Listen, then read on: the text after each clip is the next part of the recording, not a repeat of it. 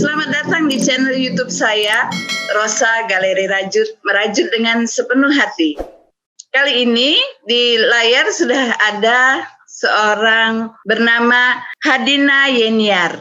Dia adalah pemenang lomba payung rajut kategori teknik. Dengan jagoannya ya, itu di sampingnya. Iya, pemenangnya. Iya. Iya. Tapi sebelumnya saya mau bilangin terima kasih sudah mau collab dengan Rosa Galeri Rajut untuk kebaikan dan menginspirasi teman-teman rajuter kita. Iya. Terima kasih udah mau collab dengan kami. Iya. Iya. Ini gimana rasanya ketika diumumkan, diberitahu bahwa payung rajutnya itu mendapat juara di kategori teknik. Perasaannya gimana? Ya seneng sih Kak, juga nggak ngira kayak gitu ya bakalan jadi pemenang, karena memang di detik-detik terakhir itu nyaris nggak antara jadi atau enggak. Karena kalau lingkarannya itu, lingkaran makin melebar di payung itu, makin tingkat kesulitannya justru makin tinggi. Karena itu pakai teknik tapestry ya? Iya, pakainya tapestry dan polanya itu nggak ada di tutorial pada umumnya gitu. Jadi aku bikin sendiri, itu aku print, aku cetak, aku perbesar dari gambar yang aku lihat di YouTube. Karena makin maraknya virus corona yang makin berkembang aja gitu kan, aku terinspirasi dari itu. Kebetulan kok ada kepulauan Indonesia, akhirnya aku bikin itu di atasnya kasih virus-virus itu. Iya. Jadi itu menggambarkan di Indonesia lagi ada pandemi virus COVID ya. Ya itu ada petanya dan ada titik-titik merahnya itu COVID-nya ya. Itu COVID-nya. Wah, lengkap ya informasinya ketika ngelihat payung itu orang sudah bisa baca dengan ininya. Iya. Dengan yang pastinya terupdate. Maksudnya udah tersampaikan dari gambar ini petanya beserta virusnya. Itu ketika ingin menuangkan di dalam bentuk tapestry itu, ya ini bikin sendiri polanya. Bikin dulu polanya. Aku pakai mouse. Tadinya kan itu aku lihat informasi di Google gitu ya, ada di sosmed itu informasi ada virus yang makin merebak itu. Nah di Kepulauan Indonesia kok makin kesini makin banyak aja gitu. Akhirnya aku terinspirasi dari itu. Kemudian aku print, aku cetak, aku perbesar ukuran A0 ya. Kalau orang teknik mungkin paham ya, kalau A0 itu ukuran aku sesuaikan dengan diameter payungnya. Payungnya kan itu diameternya 80 cm. Jadi aku sesuaikan. Kemudian setelah aku cetak, aku mal sendiri, aku bikin kayak itu kotak-kotak kecil itu. Itu nanti udah merupakan pola dari tapestry-nya. Oh ya, langsung berbentuk lingkaran begitu. Langsung berbentuk lingkaran. Terus aku kasih angka untuk naiknya itu jumlah row-nya ada berapa gitu. Kebetulan kemarin aku hitung itu hampir 100 row. Oh iya, jadi dihitung keliling itu? Iya. Oh iya. Naik antara. Ininya jumlah roundnya, ini 0 ya, 1, kemudian kesininya sampai 100. Makin melebar. Nah ini naik hampir 100 row. Oh iya. Antara 90-an itu. Lumayan ya. Oh, iya benar. Agak jelimet juga Iya. ya ketika Iya, benar, ininya. iya. Iya. Itu waktu sudah dibuat malnya, dibuat polanya. Ketika ngerajutnya itu ada kesulitan. Apa lebih sulit merajutnya? Banyak. Oh iya. Gimana itu cerita? banyak yang di luar ekspektasi saya. Kirain itu hanya benang 4 jalan bareng, ganti-gantian gitu ya. Kalau tapestry kan modelnya seperti itu ya, gantikan mana yang nanti bentuk polanya apa dimunculkan benangnya. Iya. Ternyata ini di luar dugaan aku. Iya, banyak sekali kejadian yang meleset. Oh iya. Apalagi antara jarak antara ininya juga ternyata beda kan, rusuk payungnya. Itu kan juga berpengaruh gitu. Oh, iya. Nah, akhirnya aku harus menyesuaikan itu, bongkar pasang, Kak. Itu udah jadi lagu wajib. Bongkar pasangnya itu. Iya, benar. Ya. Itu udah biasa ya. Iya, udah biasa. Itu kan 4 warna jalan bareng. Itu dari awal sampai akhir itu 4 warna jalan bareng. Iya. Kan itu kan hanya. Saya lihat itu kan hanya ada. Kadang-kadang ada yang 2 warna aja. Tapi tetap walaupun 2 warna, 4 warna itu tetap jalan bareng. Iya, tetap. Karena apa? Kalau nanti nggak jalan bareng, nanti beda tebal tipisnya, Kak. Akhirnya apa? Jadi nggak rata. Ngendelong apa ya? Istilah Jawanya itu ngendelong apa? Ngendelong apa ya? Apa ya? Bergelombang apa ya? Karena mungkin kan dipilih yang 2 warna aja yang jalan, terus yang lainnya tinggal, gitu nggak bisa. Harus sama, iya. Sama pun juga kesulitannya memang tinggi banget. Iya. Cocok lah dipilih menjadi juara untuk segi tekniknya, karena memang tekniknya susah ya. Iya. Dan itu nggak ada di tutorial manapun, Kak.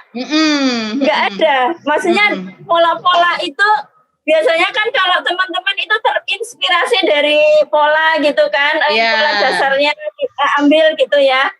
Ini nggak ada sama sekali. Nggak ada ya. Orang jarang bikin kepulauan Indonesia ditaruh di tapestry terus melingkar lagi.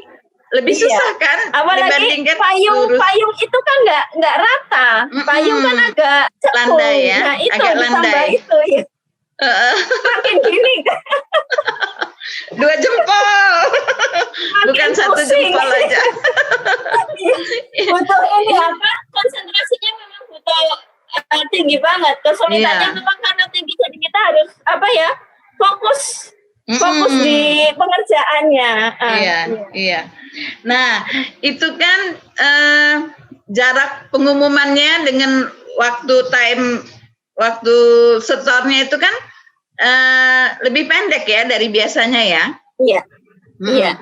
Nah, ya ini ketika memutuskan saya mau dengan teknik ini itu berapa lama itu? Berapa lama sebelum deadline? Itu mungkin karena ide kepepet ya, Kak.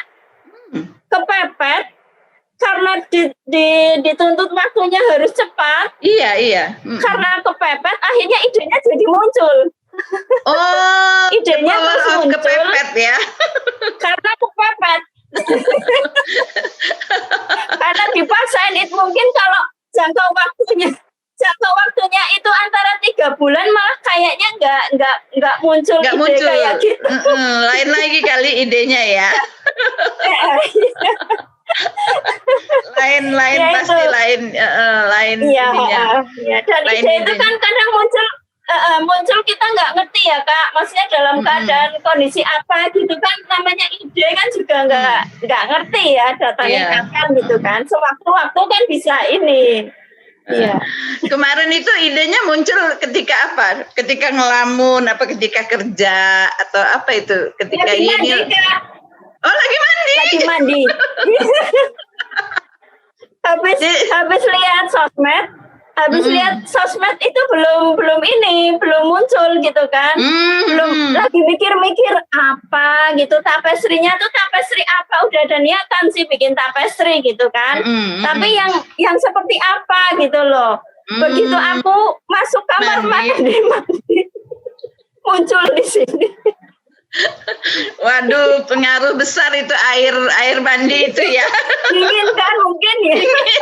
Jadi terbuka. Jadinya sering gitu. Sering. Iya.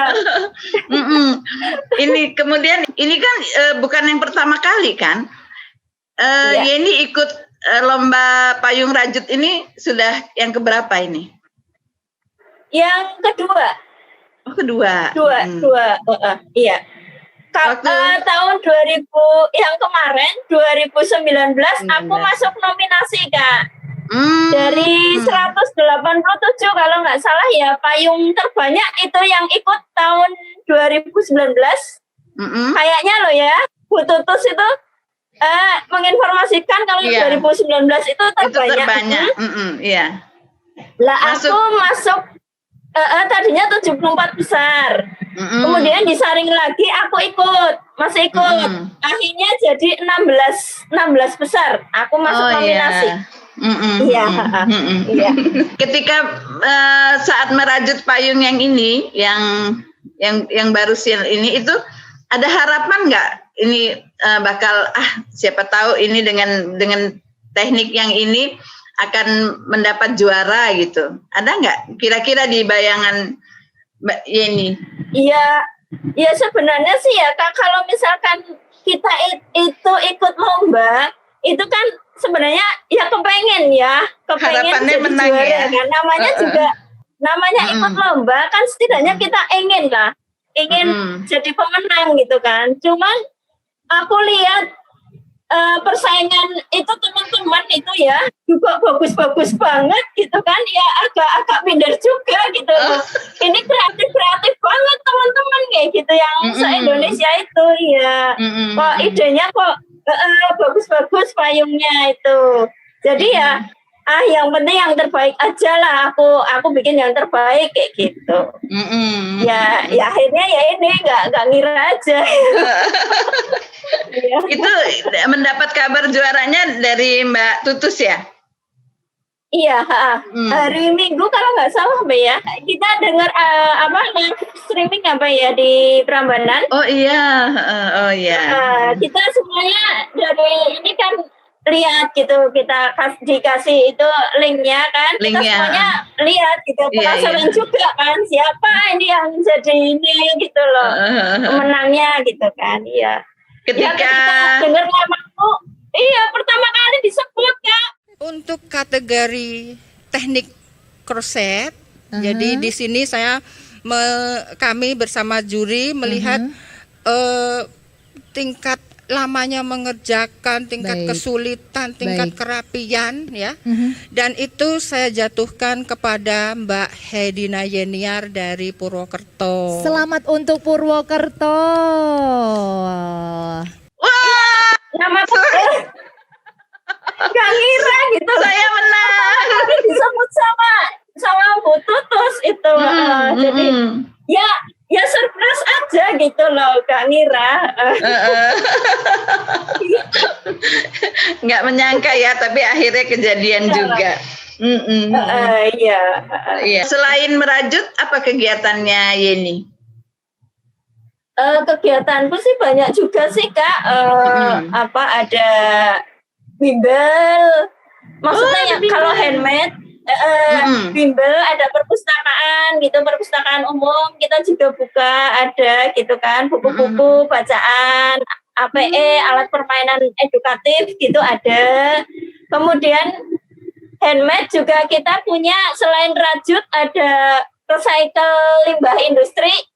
Kebetulan kan aku basicnya teknik kimia, dari teknik kimia gitu kan, jadi bikin reka-reka gitu dari apa limbah plastik, ada apa macam-macam gitu Kak.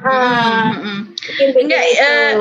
ya ini punya apa? Punya seperti misalnya apa yayasan atau tempat belajar gitu punya ada itu atau Ya, hanya ada. Oh ada itu. Ada punya namanya Cahaya Insani. Kita bina anak-anak yang apa ya istilahnya ada yang broken home juga gitu kan. Kita daripada ini anak udah ABG kan remaja itu apalagi situasi seperti ini ya pandemi kan sayang juga gitu loh kalau hanya sebagai kaum rebahan di rumah gitu sementara mereka belajarnya kan intens juga di rumah kan nggak di sekolah gitu karena banyak waktu luang akhirnya itu juga aku sama-sama yuk kita kerja bareng gitu ada bikin kalau rajutan itu kemarin yang banyak itu ada konektor itu konektor masker dompet koin itu yang kecil-kecil gitu. Ada berapa berapa anak-anak yang dibina di itu yayasan ada apa sekolah 11. atau apa? Oh 11 anak 11 orang iya 11 anak yang masih anak SD itu ada 4, kemudian yang PAUD 2. Oh ada PAUD-nya juga. Selebihnya ini yang apa remaja, ada yang udah kerja juga. Tapi di sela-sela kesibukan dengan anak-anak itu masih tetap bisa merajut ya, Yeni ya? Iya, alhamdulillah masih. Masih banyak ini juga kan order pesanan dari ya itu macam-macam itu ada dari apa teman-teman gitu dari saudara gitu instansi gitu kan banyak kalau pesan ada tas ada apa namanya itu kemarin yang lagi tren itu konektor yang jilbab ya konektor kemudian yang kayak dipakai tak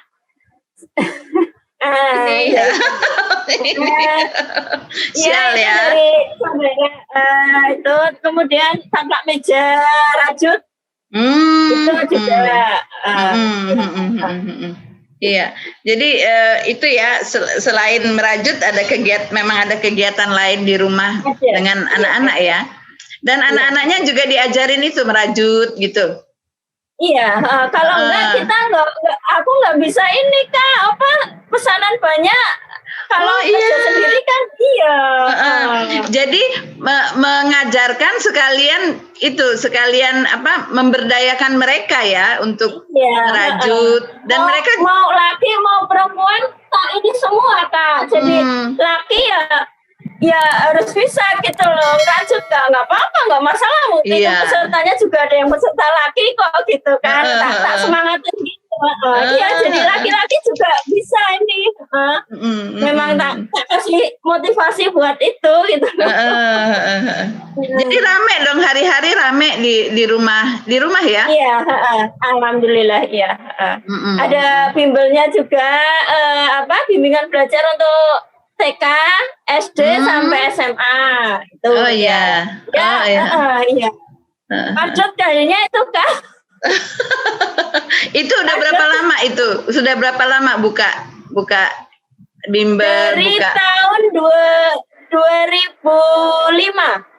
Oh, udah lama juga. Aku lulus kuliah 2005 itu. Aku udah maksudnya tetangga sekitar tak kumpulin gitu, yang anak-anak gitu kan, tak berdayakan lah istilahnya. Tadinya seperti itu. Itu Yeni ini tinggal di mana sih? Aku di Purwokerto. Purwokerto ya? Oh iya.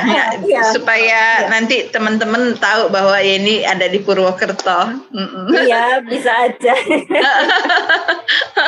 Siapa tahu nanti ada yang mau gabung rajuter yang di Purwokerto ya. Gabung dengan Yeni, membentuk komunitas. Ada ya? Udah ada, kita ada semacam komunitas rajut.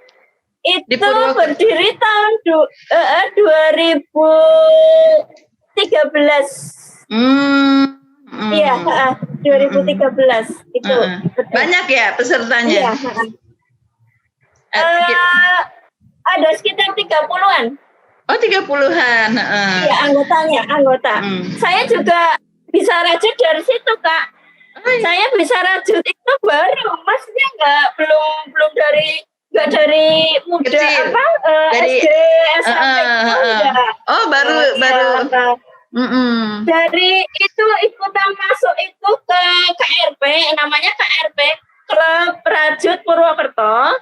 Itu aku masuk tahun 2016. Usianya Klub Rajut itu udah 2 tahun. 2 tahun, usia 2 tahun Klub Rajut, aku masuk anggota baru. Nah itu baru belajar ini, bikin rantai. Oh, dari dasar banget. Belajarnya dari dasar, bener itu. Iya. Dari luar biasa. Ibu dulu itu bisa merenda kan, kalau istilahnya dulu merenda. Tapi aku nggak tertarik, Kak. Masalahnya rajut ngapain gitu loh. Ini jelimet gitu, apain kayak gitu, nggak sama sekali nggak tertarik. Ibu bisa, aku nggak bisa gitu. Itu tahun 2016 kakakku ngajak, kebetulan kan dia ketuanya.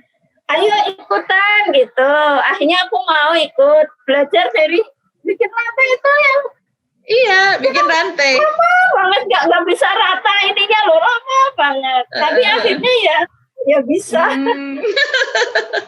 Oh, ternyata baru belajar rajutnya. Sudah tua ini ya? Iya, baru. Sudah dewasa ini ya, baru belajar ya. Biasanya kan biasanya diajarin waktu sekolah SD gitu kan, terus udah lama meninggalkan, kemudian muncul lagi keinginan untuk merajut. Aku benar-benar dari nol. Sudah tua belajarnya ya. Terlambat aslinya. Terlambat. Oh, jadi berarti tidak ada kata terlambat. Buktinya, ya ini dapat juara sekarang kan?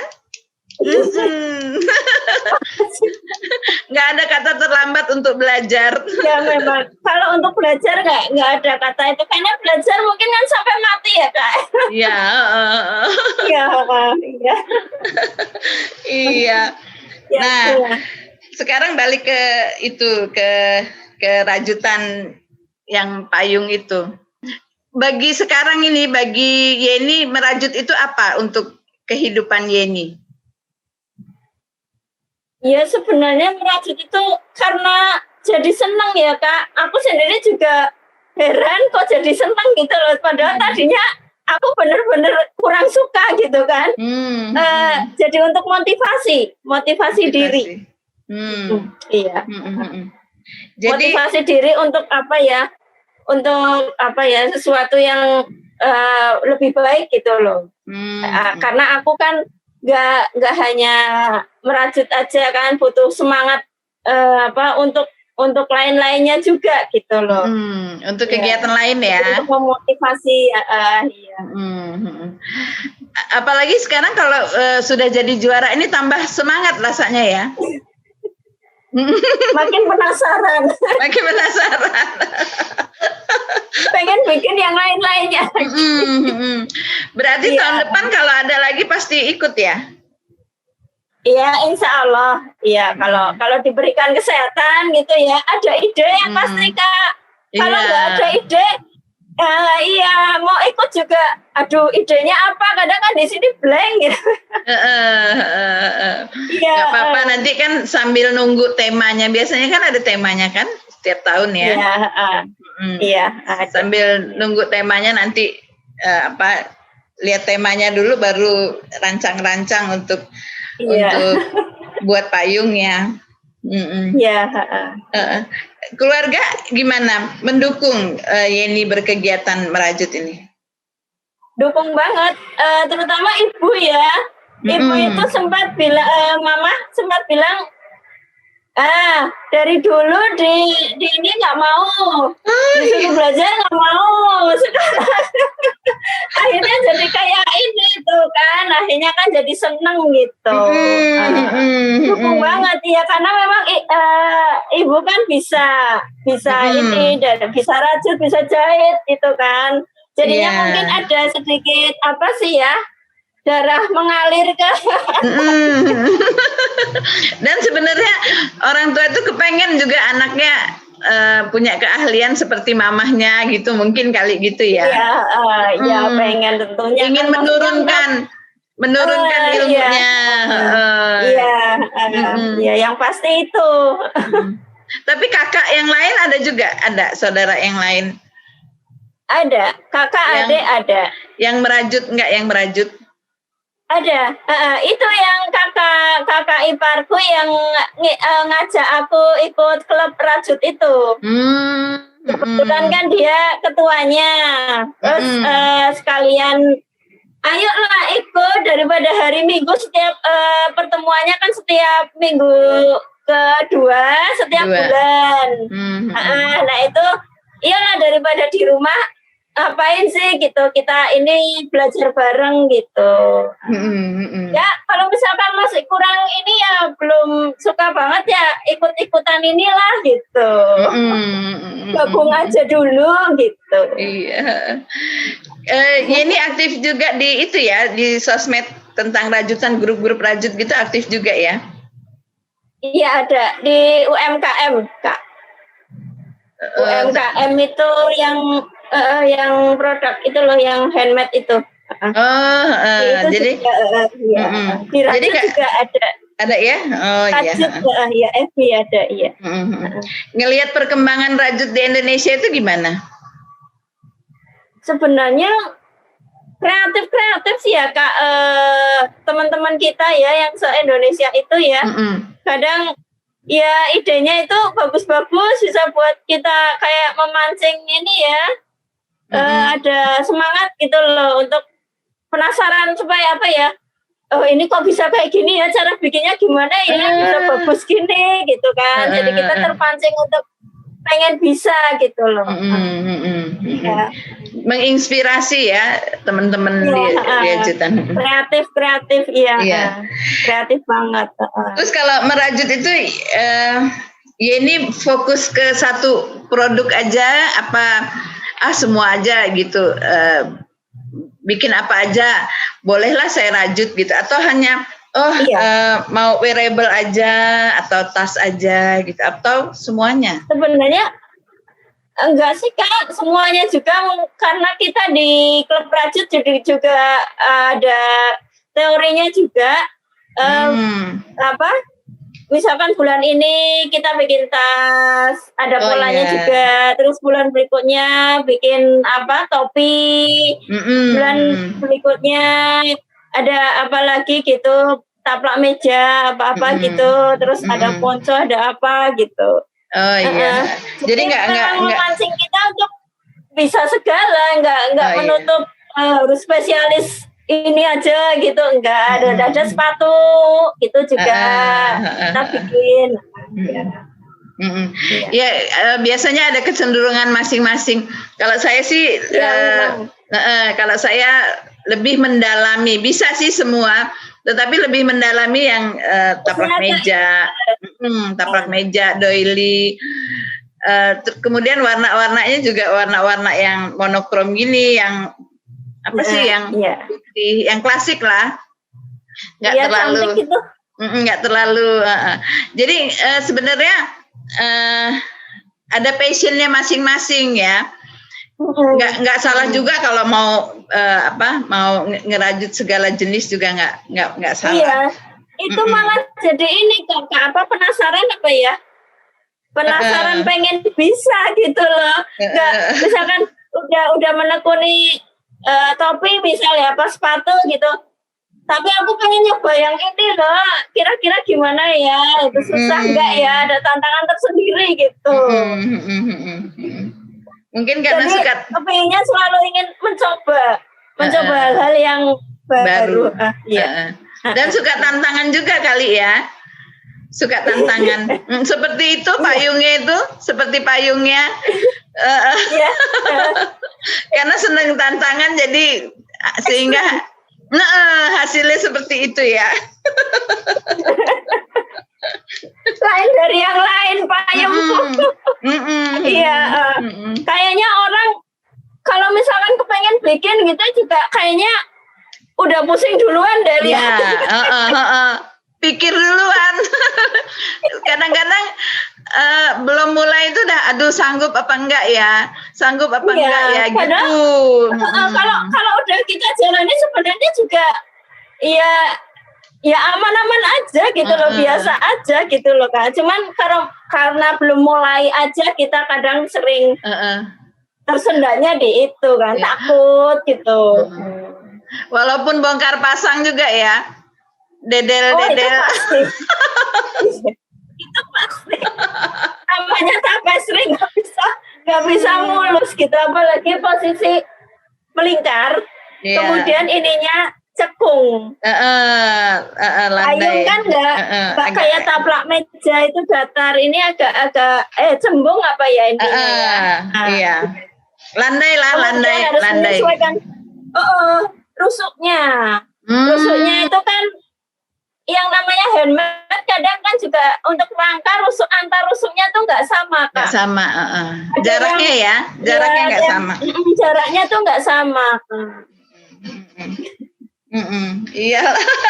Jadi ada tantangan tersendiri memang ya ketika merajut payung itu. Iya. Harapan kedepannya dengan apa lomba payung rajut ini gimana?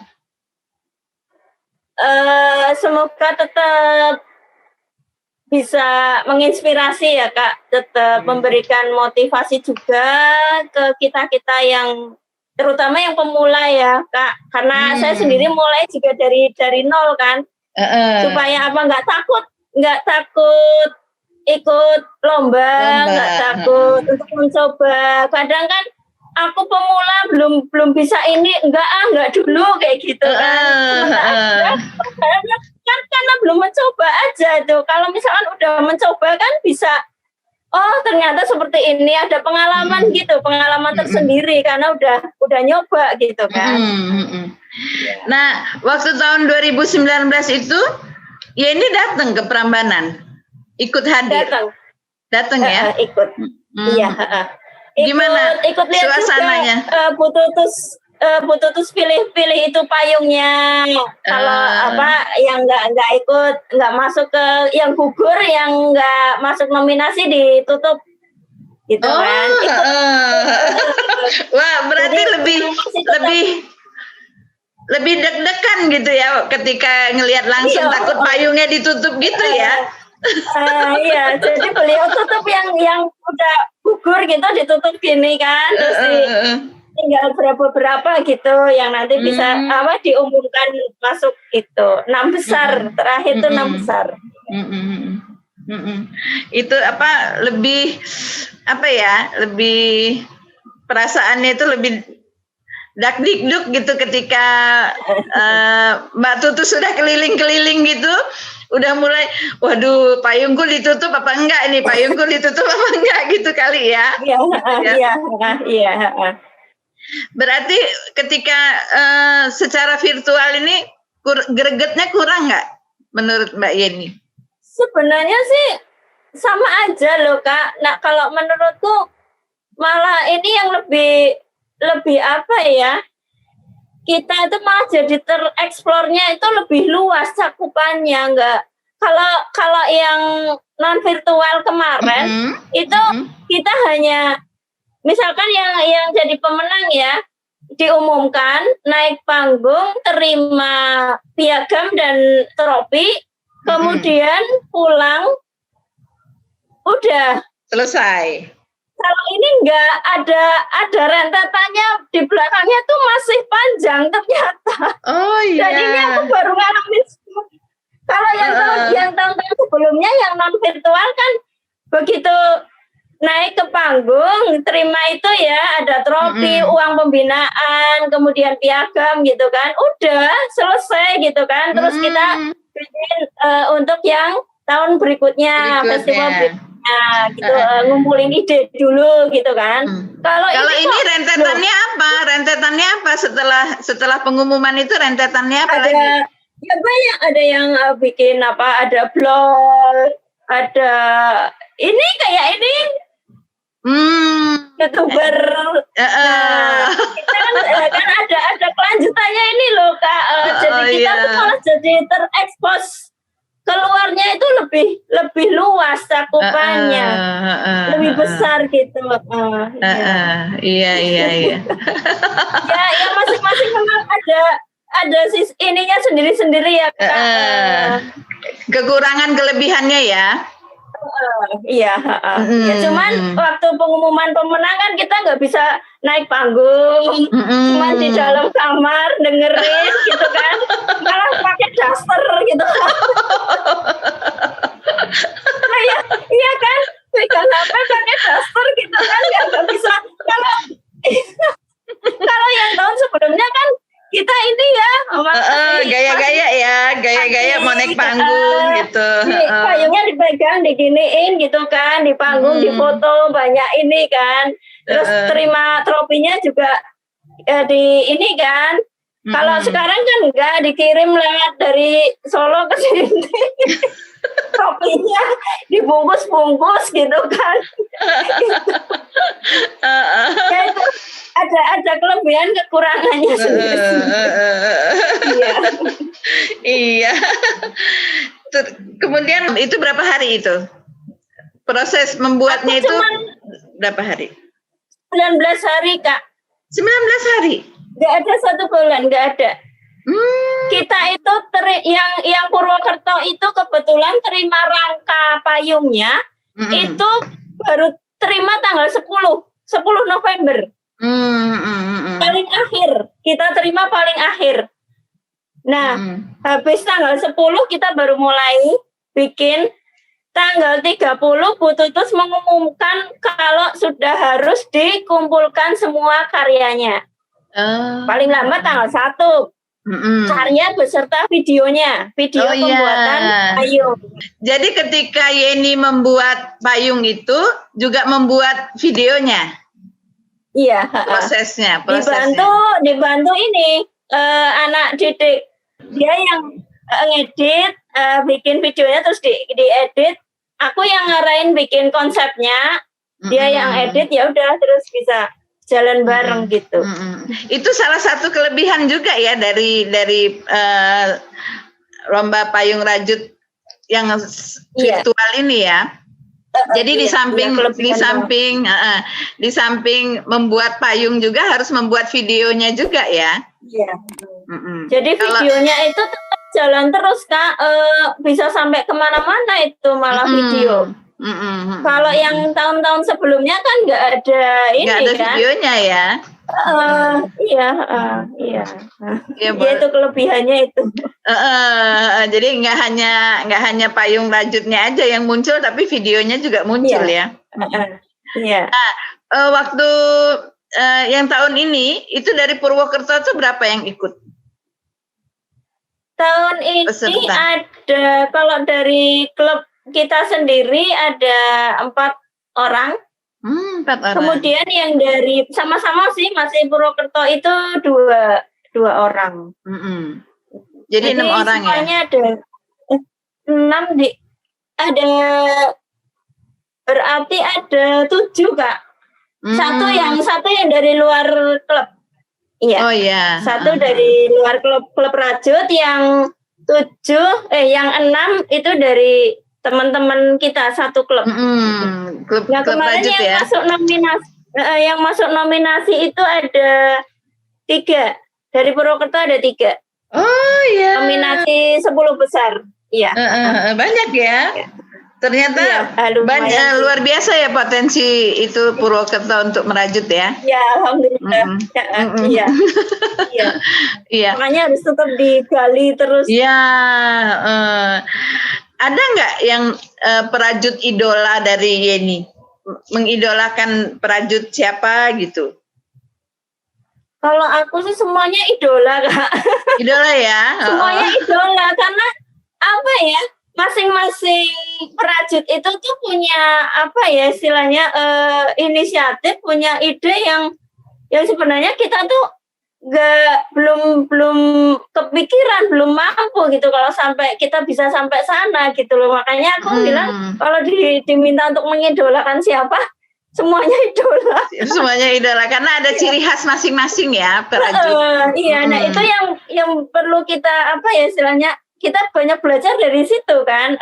Oh ini ciri khasnya ini kok bagus gitu ya. Kita pengen nyoba iseng gitu kayak gitu. Ada nggak pesan-pesan untuk perajut di Indonesia? Tetap ya, namanya karya itu kan tetap kita harus kita tingkatkan, dikembangkan. Jangan takut jangan takut untuk mencoba. Oh iya. Karena kita kan nggak ngerti ya. Kalau kita dari awal udah bilang takut, nggak bisa, banyak temennya yang lebih pintar gini-gini, nanti kita nggak akan berkembang. Jadi ya udah di situ-situ aja kan. Nah kalau kita misalkan ada semangat memotivasi diri untuk berkembang, untuk istilahnya karya kita, untuk mengeksplor karya kita itu kan sebenarnya dari diri kita sendiri kan. Kalau kita udah ada semangat, udah ada motivasi diri untuk mengembangkan karya kita sendiri, itu insya Allah kedepannya makin baik gitu. Oh iya. Dan yang sudah iya deh. Yang sudah bagus juga harus makin ini kan meningkat gitu. Jadi belajar terus juga ya supaya ilmu kita juga belajar lah. Belajar dan update terus.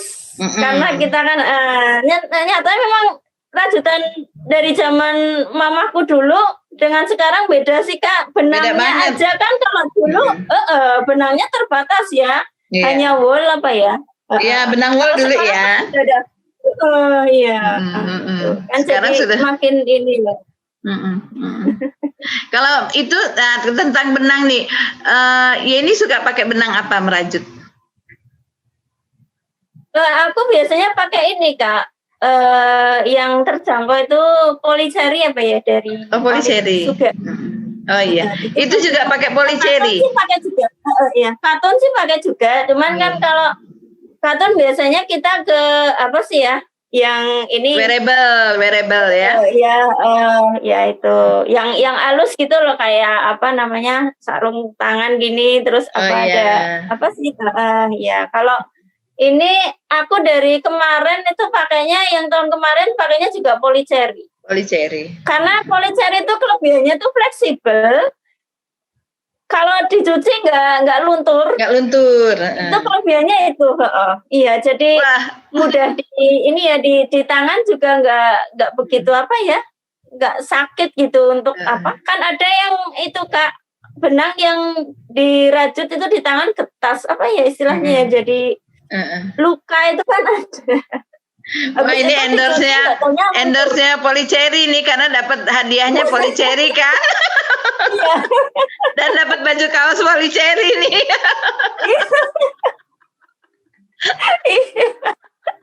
Jadi polyceri disebut-sebut terus. Iya, polyceri. Semoga Pak Agustinonya ini mendengar ya.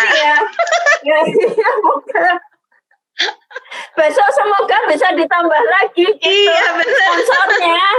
Sponsornya dari polyceri ya. Dapat benang polycerinya. Maksudnya. Iya, dapat polycerinya berapa gulung? Kemarin hadiahnya 3 gulung. Terus ada ini sarung ininya, payung. Oh, sarung payungnya. Oh iya. Ada dikasih. Onitsuga. Wah, ya semoga tahun depan lebih lagi 1 pak kali ya hadiahnya ya. Iya. Nah ini udah. Oh, ininya. Beli pialanya ini udah. Oke deh, Yeni, terima kasih banyak. Iya, sama-sama. Sudah mau collab dengan Rosa Galeri Rajut. Semoga apa yang jadi perbicaraan kita ini bermanfaat juga untuk banyak perajut lainnya. Ya. Menginspirasi, kemudian tetap semangat. Ya, memberi semangat untuk perajut-perajut yang lain. Ya, oke, terima kasih banyak. Sampai ketemu lagi. Selamat, sukses selalu. Bye. Amin. Dadah. Dadah.